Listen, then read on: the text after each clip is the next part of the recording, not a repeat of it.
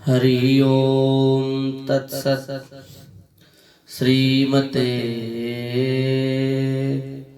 रामचंद्राय नमः। ओम नमः परमहंसास्वादित चरण कमल चिन्मकरंदाय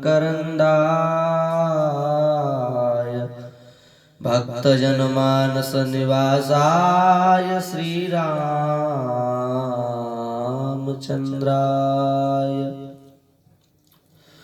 वाञ्छाकल्पतरुभ्यश्च कृपा सिन्धुभ्य एव च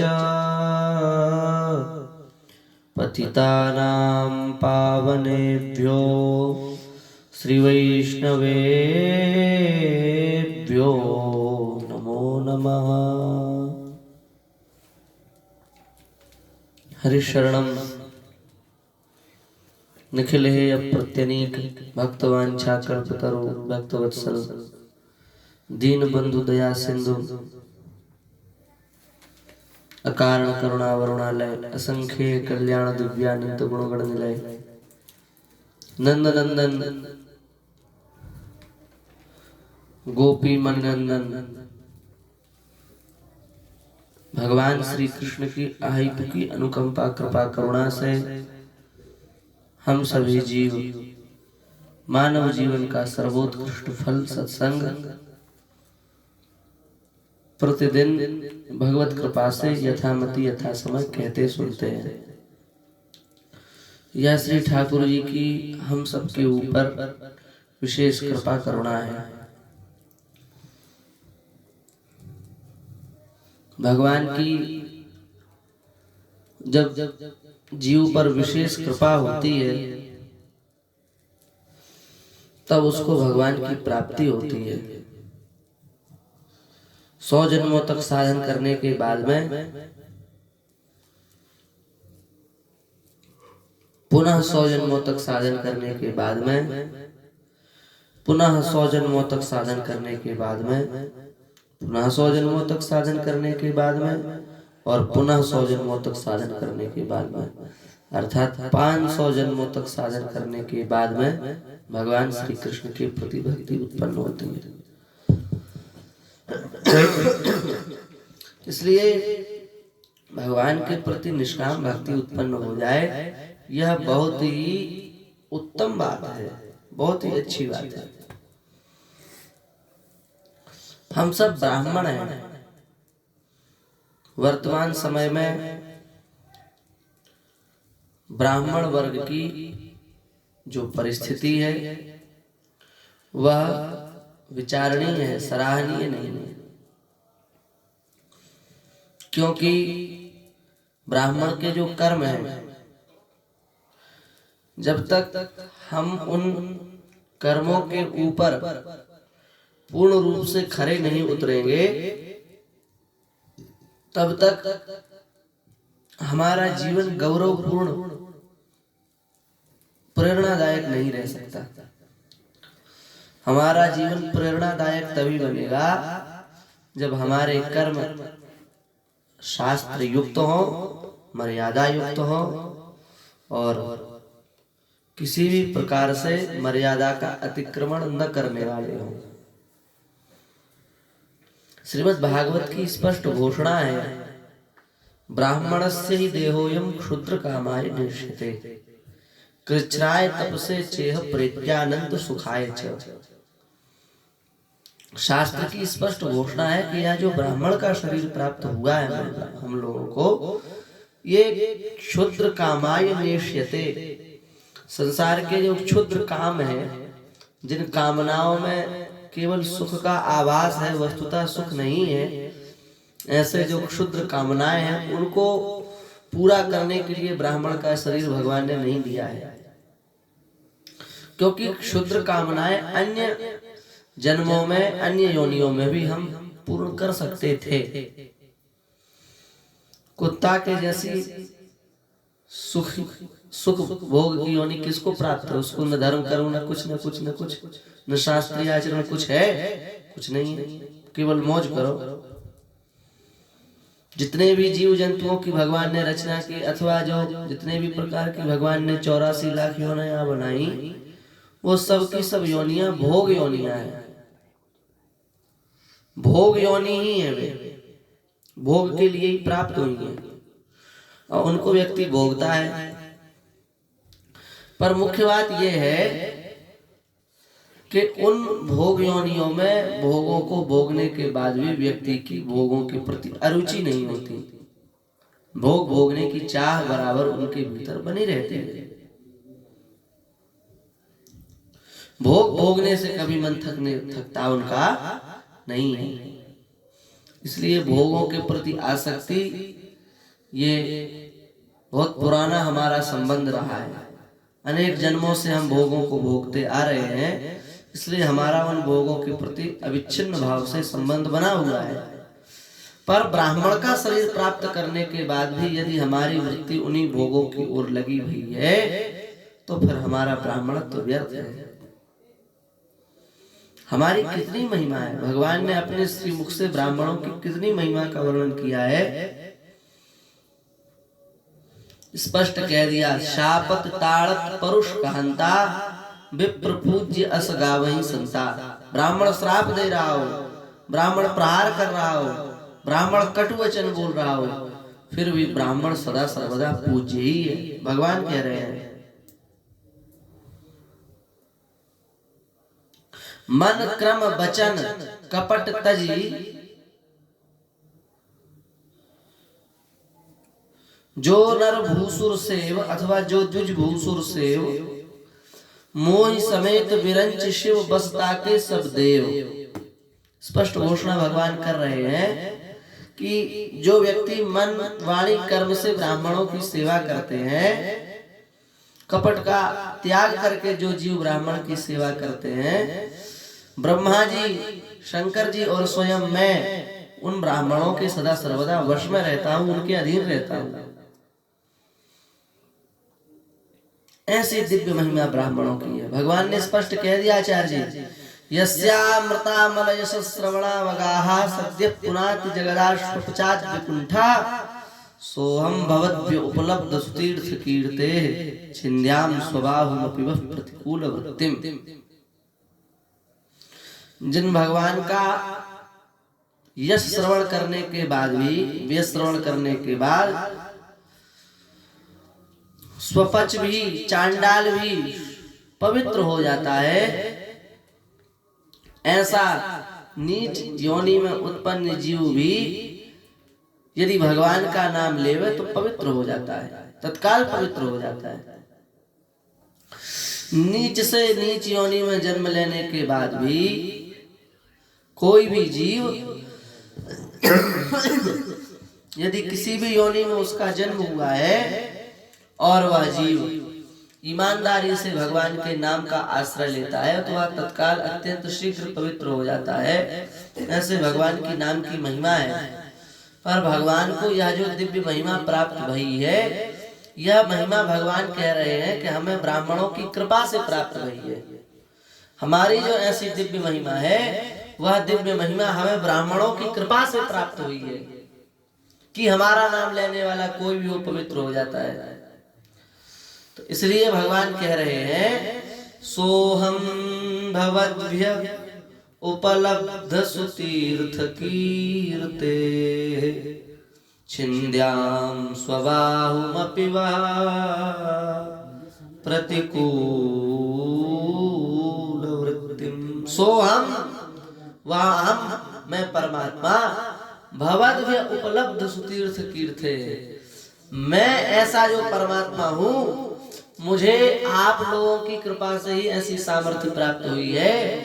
इसलिए छिन्द्याम स्वबाहुमपि वा प्रतिकूल वृत्तिम। इसलिए यदि मेरी भुजा भी ब्राह्मणों के विरुद्ध जावे, ब्राह्मणों के तिरस्कार में यदि मेरी भुजा उठेगी, तो छिन्द्याम, छिद्र द्वैधी करने, भगवान कह रहे हैं कि उस भुजा के भी हम दो भाग कर देंगे, उसको बीच में से हम काट देंगे। हमें विचार करना पड़ेगा। हमारी भगवान ने अपने श्रीमुख से इतनी महिमा गाई हम इतने गिर जाएं, इतने गिर जाएं, इतने गिर जाएं कि भगवान को भी मुख दिखाने लायक ना बचे, तो फिर हमसे बड़ा अभागा दूसरा कोई नहीं है। इसलिए हमें अपने दायित्व को समझना पड़ेगा। हमारी यह जो इतनी महिमा है, इस महिमा के पीछे भी रहस्य है। हमारा तप, हमारी विद्या, हमारा श्रम, हमारा दम, हमारा ब्रह्मचर्य, हमारा स्वाध्याय, हमारी गुरु भक्ति, ये सबके सब हमारी महत्ता के कारण है। और यदि हम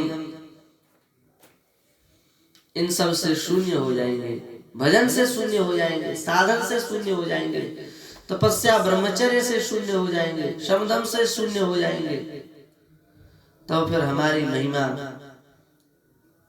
केवल कहने के लिए महिमा रह जाएगी, पर वास्तव में हम उस महिमा से मंडित नहीं हो पाएंगे। इसलिए हमारा आग्रह ही नहीं अपितु विश्वास भी है, यदि इस राष्ट्र का ब्राह्मण अपने आचरण पर पुनः अवस्थित स्थित हो जाए तो इस देश में पुनः साम्राज्य की, स्वराज्य की, साम्राज्य की स्थापना हो जाएगी। क्योंकि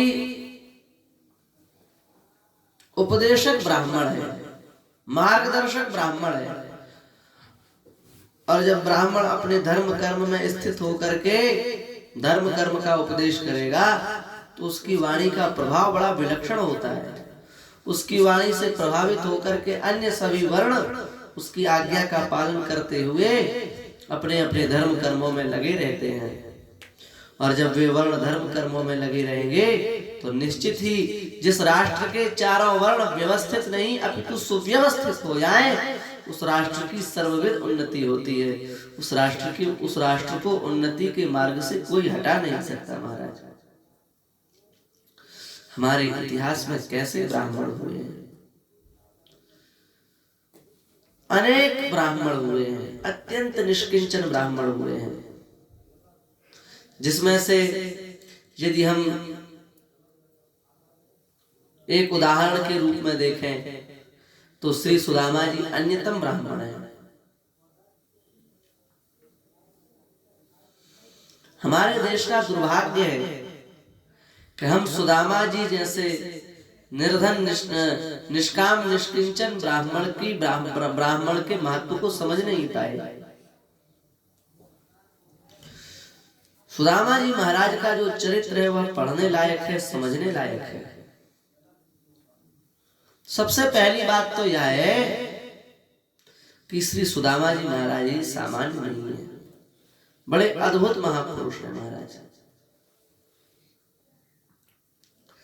सुदामा जी के संबंध में लोग अनेक प्रकार की मान्यताएं गढ़ करके बैठे हैं, जो सर्वथा शास्त्र विरुद्ध है और जो सर्वथा तर्क विरुद्ध है।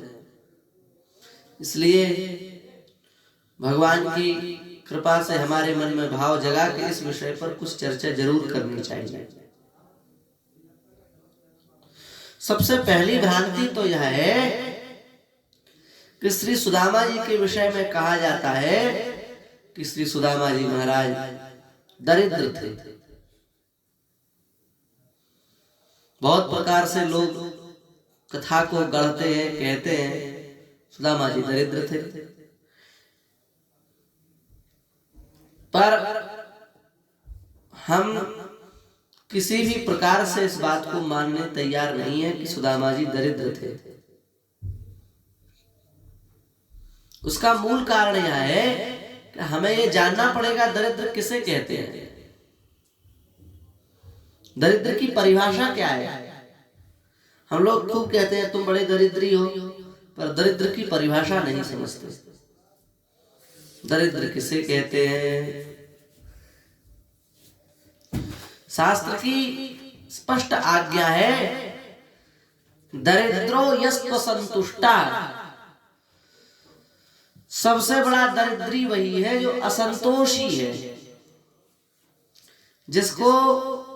जिसके जीवन में संतोष नहीं है, उससे बड़ा दरिद्री और कोई दूसरा नहीं हो सकता। आप लखपति हैं और लखपति होने के बाद भी यदि आपके मन में कामना है कि हमको और मिल जाता और मिल जाता और मिल जाता। तो भले ही आप लखपति, करोड़पति, अरबपति, खरबपति और इससे भी कुछ ऊपर होता हो तो उसके भी पति बन जाए, पर आप दुनिया के सबसे बड़ी दरिद्री हैं। और मान लो किसी के पास फूटी कौड़ी भी नहीं है, पर वह उसी में मस्त है, उसी में संतुष्ट है, उसी में उसको संतोष का अनुभव हो रहा है, तो फिर उससे बड़ा कोई संसार में धनवान नहीं है महाराज। वो सबसे बड़ा धनवान व्यक्ति है।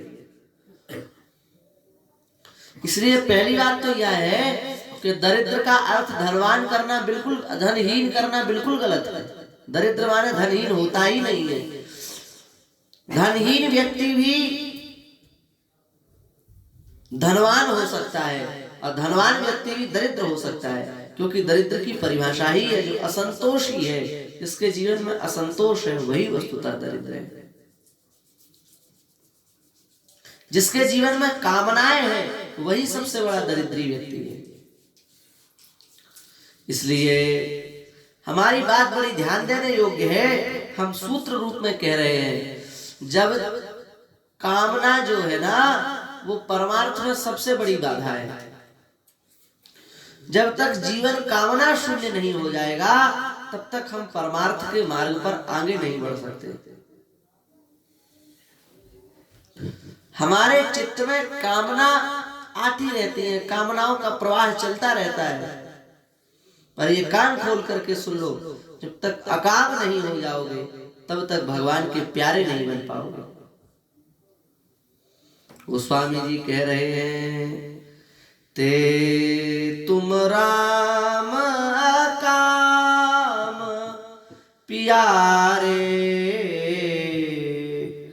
दीन बंधु मृदु बचन उचारे। भगवान को अकाम प्यारे, अकाम कामना शून्य जीव भगवान को प्रिय लगता है। श्री सुदामा जी महाराज के जीवन में किसी भी प्रकार का काम नहीं है, किसी भी प्रकार का काम नहीं है। आप कहेंगे कि महाराज कामना तो हमारे चित्त में भी आती है, गाड़ी हो जाए, घोड़ा हो जाए, ऐसा हो जाए, वैसा ज्यों त्यों हो जाए, पर आप कह रहे हैं कि कामना जब तक सामना शून्य जब तक नहीं हो जाओगे तब तक परमार्थ में आगे नहीं बढ़ पाओगे, उन्नति नहीं हो पाएगी। तो कामना शून्य होने का कोई उपाय है क्या? अवश्य है। क्या उपाय है?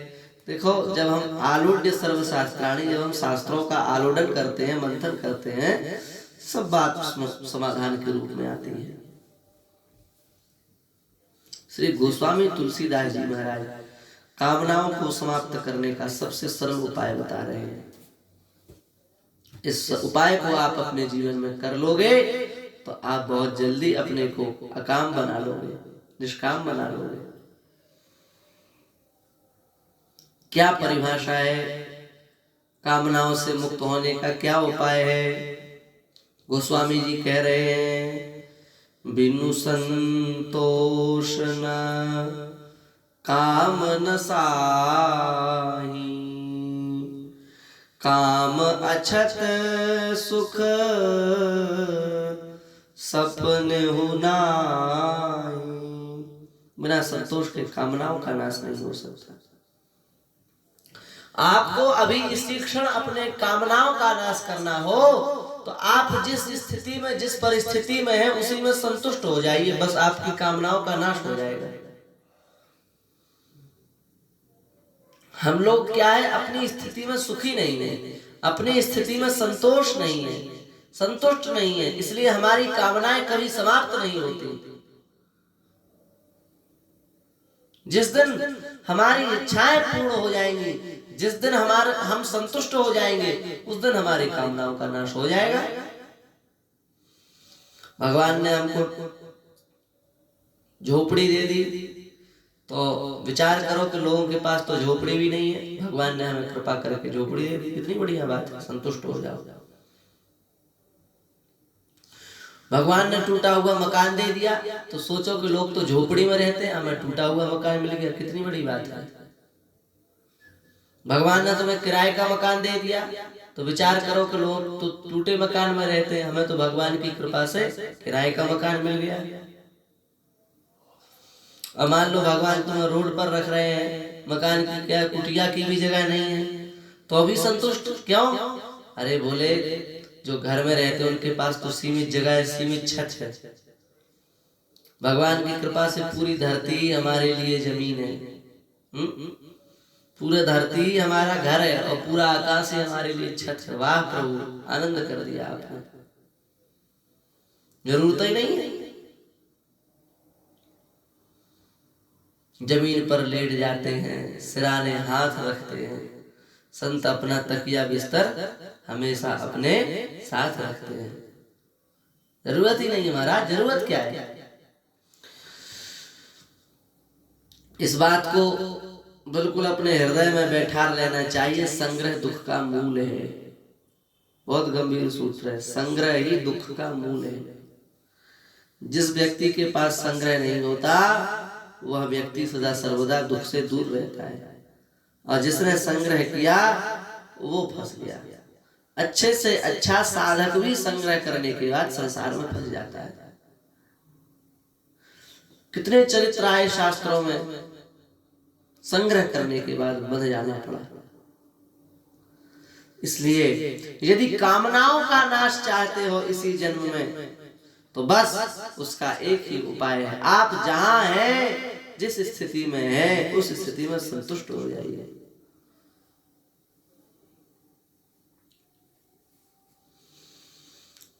भगवान से कुछ मांगने की आवश्यकता है ही नहीं। आप ये बताओ, आप भगवान के सामने दुख रोते हैं, हमारे पास ये नहीं, हमारे पास वो नहीं, हमारे पास यो नहीं त्यों नहीं। भगवान नहीं जानते क्या आपके पास क्या है क्या नहीं? इस बात को भगवान नहीं जानते क्या? या तो आप भगवान को अज्ञानी मान लो, अरे भगवान कुछ नहीं जानते, सब कुछ हम ही जानते हैं। और यदि भगवान अज्ञानी नहीं है, भगवान ज्ञानी है, तो फिर उनको बताने की क्या आवश्यकता, वो तो सब जानते हैं। इसलिए भैया संतोष हो जाओ, संतुष्ट हो जाओ। जाहि न चाहिए कबहु कछु, तुम सन सहज स्नेह, बसउ निरंतर तासुर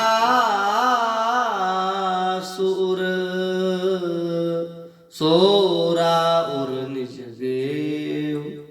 ऐसा जो संतोषी व्यक्ति होता है उसका हृदय ही भगवान का घर बन जाता है। कैसा? जाहि न चाहिए कबहु कछु, जिसको अपने जीवन में भगवान से कुछ चाहिए ही नहीं। स्वर्ग नरक अपवर्ग आस नहीं त्रास है, जहाँ राखो तहाँ रहो, मान सुख राशि है। देहु दया करि दान, भूलु ना केलिको, भगवत रसिक तमाल, बिलोकं बेलिको। बस आप स्वर्ग में रखेंगे तो भी हम आपसे कभी नहीं कहेंगे कि आपने हमें कहाँ रख दिया, प्रसन्न रहेंगे। आप नरक में रखेंगे तो भी हम कभी नहीं कहेंगे कि अरे आपने हमें नरक में क्यों रख दिया, हम वहां भी प्रसन्न रहेंगे। आप हमें मोक्ष दे देंगे तब भी हम नहीं कहेंगे कि हमें यहाँ कहाँ ले आए। आप हमको जहाँ रख देंगे वहीं हम प्रसन्नता से प्रेम से निवास करेंगे। पर हम आपसे कभी नहीं कहेंगे कि हमें स्वर्ग भेज दो, हमें वैकुंठ भेज दो, हमें ब्रह्मलोक भेज दो, हमें यों त्यों, कभी नहीं कहेंगे। बस राजी रहो, आप राजी रहो, आप प्रसन्न रहो। हंसो यही मुख छवि, आप जैसे हंसते रहते हैं ऐसे हंसते रहो। नहीं तुम सो कछु चाहिए, नहीं तुम सो कछु चाहिए, हमें आपसे कुछ नहीं चाहिए। अरे भैया कुछ मांगने की इच्छा जागृत नहीं होती? अरे महाराज कहाँ, क्यों? हम हमारे हो तो हमारा अधिकार है कि हम अपने सुख की चर्चा करें, अपने दुख की चर्चा करें। हम तो बिक गए, बिना मोल के बिक गए। जो बिन मोल बिक जाए वो अपने सुख दुख की चर्चा कर सकता है क्या? जो मालिक का सेवक होता है वो कहता है किसी से हम बीमार है, ऐसे हैं, त्यों हैं। अब वो तो गुलाम है, मालिक जैसा कहेगा वैसा उसको करना पड़ेगा। ऐसे ही हे नाथ, हम तो आपके बिना मोल के दास हैं। हमने आपको अपना जीवन समर्पित कर दिया, अब हमें क्या अधिकार है कि हम अपने सुख और दुख की चर्चा किसी से करें? हम अपना सुख अपना दुख आपसे कहें, क्या अधिकार है हमको? अब तो हमारा सुख भी आप है, हमारा दुख भी आप है। जी दे कर जी के सुख दुख की चर्चा की विधि कहिए। जब आपको हमने अपना जी दे दिया है, हृदय दे दिया है, तो अब क्या किससे जाकर के अपना सुख बताएं, किससे जाकर के अपना दुख बताएं? बोले ये सब आपके लिए। क्यों कर रहे हो ये सब इतना साधन? बोले हे नाथ बस आपकी प्राप्ति के लिए। और यदि हमारी प्राप्ति इतने के बाद भी न हो तो क्या फिर हमें छोड़ दोगे? बोले नहीं, छोड़ तो फिर भी नहीं सकते। फिर क्या करोगे? जहां को देखे सुने न जाने, जहां न कोई देखता हो, न हमें सुनता हो, न हमें जानता हो, तहाँ कहूं बैठ कर रहिए, वहां पर बैठ करके आपकी प्राप्ति के लिए हम रोएंगे महाराज। कहाँ? बोले जहां कोई देखे सुने न जाने, न जहां कोई देखता हो, न जहां कोई हमें जानता हो, और न जहां कोई हमारे रोने की आवाज सुनता हो, ऐसे स्थान पर बैठ करके हम आपकी प्राप्ति के लिए रोएंगे, छोड़ने वाले नहीं है। क्यों भैया, क्यों नहीं छोड़ोगे? अरे ऐसे नहीं हम चाहनहार, जो आज तुम्हें कल और को चाहे। हम ऐसे ऐसे चाहने वाले नहीं है, आज तुमसे दिल लगा लिया, कल किसी और से लगा लिया। फेंक दे आंख निकार दो, यदि दूसरी ओर करें ये निगाहें। आपके रूप के अतिरिक्त यदि ये आंखें किसी दूसरे की ओर धोखे से भी देख लेंगी तो तत्काल हम अपने दोनों नेत्रों को निकाल करके फेंक देंगे। लाख मिले तुमसे बढ़ के, तुम ही को चाहे, तुम ही को सराहे। आपसे सुंदर लाख मिल जाए, लाख गुना आपसे सुंदर मिल जाए, फिर भी हम आपकी ही प्रशंसा करेंगे, आपको ही चाहेंगे। वो आपसे जो लाख गुना सुंदर है उधर हम नहीं देखेंगे।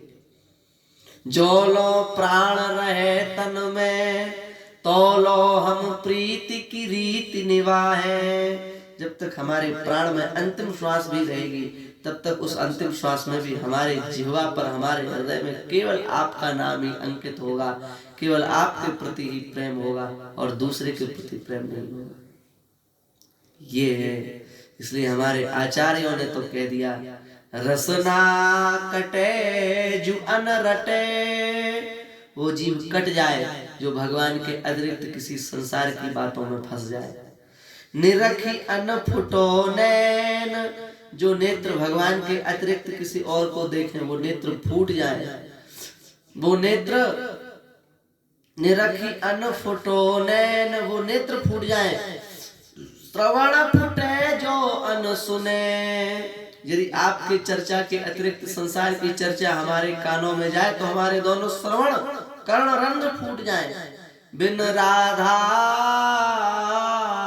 जस बैन, बस श्री राधा जी का यश, श्री माधव जी का यश, श्री जानकी वल्लभ के यश के अतिरिक्त यदि हमारे नेत्र, हमारे कान, हमारी वाणी यदि ये अन्य किसी संसार में लग रहे हैं तो ये टूट जाए, फूट जाए, हमें किसी की आवश्यकता नहीं। इतनी भक्ति करते हो तो कुछ तो मांग लो। अरे बस यही तो हमारी विशेषता है। कुंज भवन क्रीड़ा करो, आप जब विशेष हमें देना ही चाहते हैं तो बस एक ही चीज है, क्या? कुंज भवन क्रीड़ा करो। आप जैसे कुंज निकुंज में क्रीड़ा कर रहे हैं वैसे ही बस क्रीड़ा करते रहो। सुख निधि मदन गोपाल, हम वृंदावन मालती, तुम भोगी भ्रमर भुआल। बस हम वृंदावन की मालती हैं और आप उस मालती पर भ्रमर, उस मालती पर मंडराने वाले आप भ्रमर हैं। आप जैसे विहार कर रहे हैं वैसे ही विहार करें, हम आपसे इसके अलावा, इसके अतिरिक्त और कुछ नहीं चाहते। अरे भैया, संसार की वस्तुएं नहीं चाहते और तो कुछ मांग लो, धन मांग लो। बोले अर्थ ना, अर्थ नहीं चाहते। धर्म मांग लो, उससे तुम्हारा कल्याण हो। धर्म ना।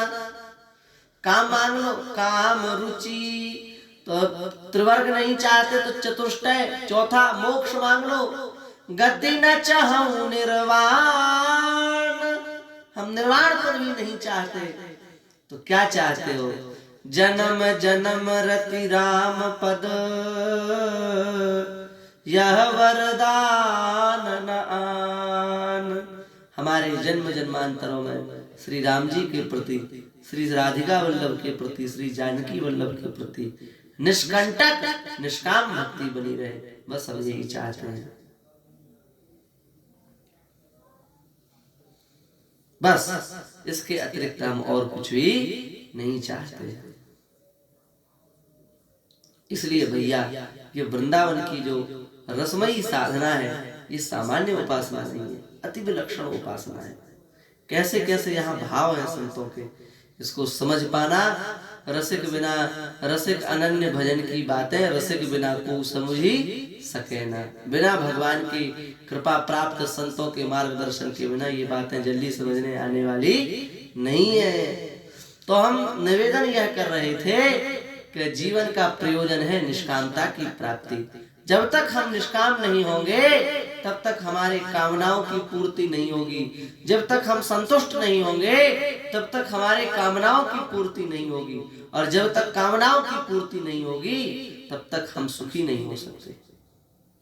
संतोषी सदा सुखी, संतुष्ट व्यक्ति सदा सुखी रहता है। तो जाहि न चाहिए कबहू कछु, जिसको आपसे कभी कुछ नहीं चाहिए। तुम सन सहज स्नेह, आपके प्रति जो सहज प्रेम करता हो, अकारण प्रेम करता हो, बिना किसी। भगवान से प्रेम क्यों करते हो? पता नहीं, है हमारे भीतर इसलिए करते हैं। कोई चाह है? नहीं। कोई इच्छा है? नहीं। भगवान भी यदि आकर के कहें कि हमारा दर्शन करने के लिए हमसे प्रेम करते हो? नहीं, बस प्रेम करते हैं, सहज प्रेम करते हैं आपसे। आप प्रेम हमसे करें या न करें, आप हमको प्रेम करें या न करें, आप हमको मार डालें, हमारी बोटी बोटी लॉन्च करके काट डालें, तब भी अब हमारे नेत्र आपके अतिरिक्त और किसी की ओर देखने वाले नहीं हैं। जब मीराबाई को विरह हुआ भगवत दर्शन का तो वे कह रही हैं, काट कलेजो मैं रखूं, कागा तू ले जाए। कौआ को देख करके करे, अरे कौआ तू मेरी ओर क्या देखता है? मैं अपना कलेजा काट के रख देती हूँ और तू उस कलेजे को जा करके ले जा। कहाँ ले जाऊं? जा देशा हमारे प्रिय बसे, जिस देश में हमारे प्रियतम श्री गिरधर गोपाल बसते हैं, निवास करते हैं, उस देश में जाओ और मेरे कलेजे को उनके सामने रख करके खाओ। वे देखे तू खाओ, वे देखें और तुम उस कलेजे को खाओ। क्यों? क्योंकि जब वे देखेंगे कि ये उस मेरी मीरा के कलेजे को खा रहे हैं तो शायद उनके भीतर दया जग जाए और वे मीरा को दर्शन देने के लिए प्रकट हो जाए। ले जाओ। ये है तुम सन सहज स्नेह। भगवान का अपने भक्त के प्रति सहज प्रेम होता है। ऐसा जो भक्त होता है वो भगवान का निजी परमानेंट अड्डा बन जाता है। फिर भगवान उस भक्त के हृदय को छोड़ करके कभी जाते नहीं है। इस पूरी लंबी चौड़ी भूमिका का केवल तात्पर्य इतना ही है कि दरिद्र का तात्पर्य है जो असंतुष्ट हो। और सुदामा जी महाराज तो परम संतुष्ट हैं, परम संतोषी हैं। इनके जैसा संतोषी कौन होगा? साक्षात द्वारिकाधीश भगवान ही जिनके मित्र हों, पर उनके द्वार पर भी कभी सुदामा जी कुछ मांगने के लिए नहीं गए। इससे बड़ा इससे बड़ा संतोषी का उदाहरण और क्या हो सकता है।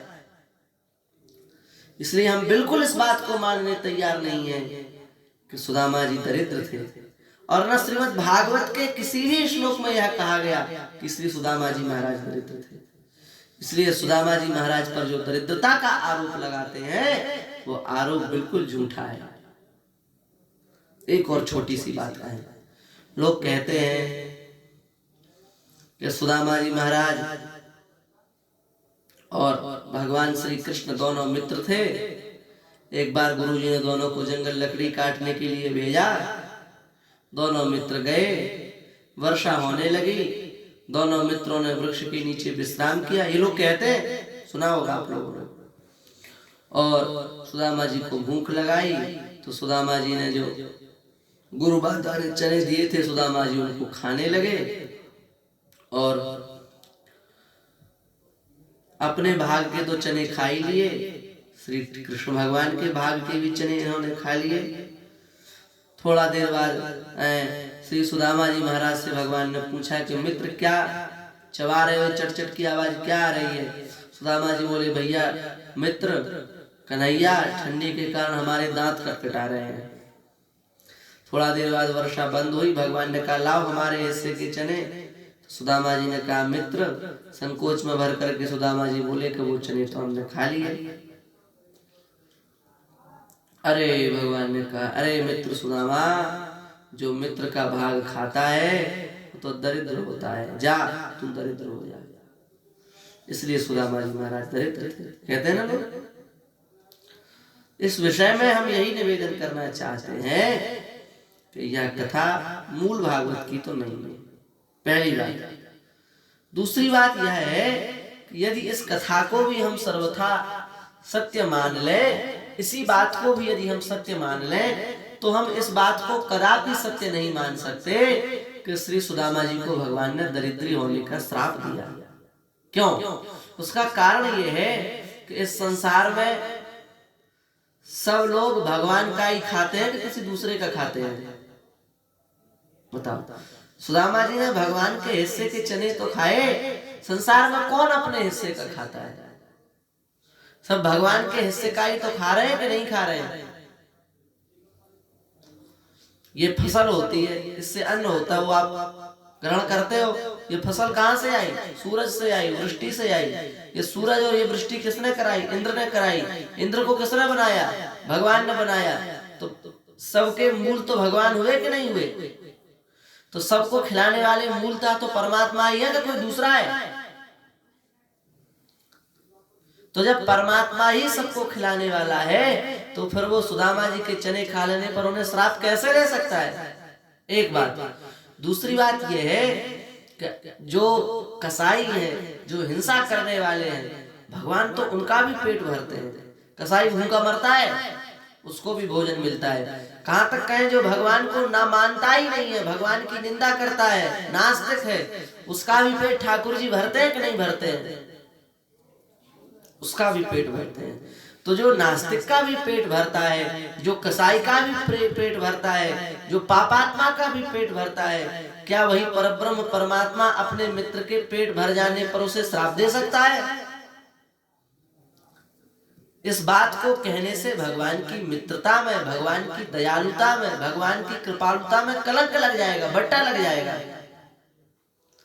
इसलिए इस घटना को इस अंश में तो आप कह सकते हो कि सुदामा जी महाराज ने चने खा लिए तो ठाकुर जी ने कहा, अरे मित्र के भाग के चने नहीं खाने चाहिए, मित्र के भाग के चना नहीं खाना चाहिए, अच्छी बात नहीं है। भगवान ने विनोद में कह दिया, यहाँ तक तो ठीक है, पर उसके आगे ये कहना कि तुम दरिद्र हो जाओ और भगवान ने दरिद्र होने का श्राप दे दिया इसलिए सुदामा जी दरिद्र हो गए, ये बात ठीक नहीं है।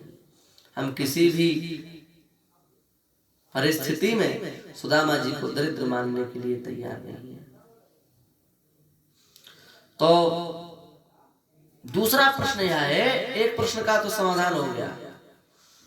दूसरा, श्री सुदामा जी महाराज के संबंध में यह भी प्रश्न किया जाता है कि श्री सुदामा जी महाराज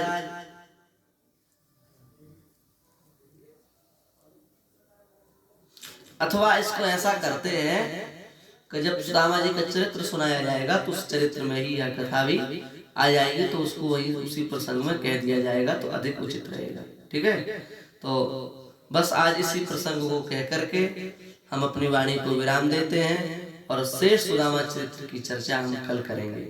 श्री वृंदावन बिहारी लाल की जय।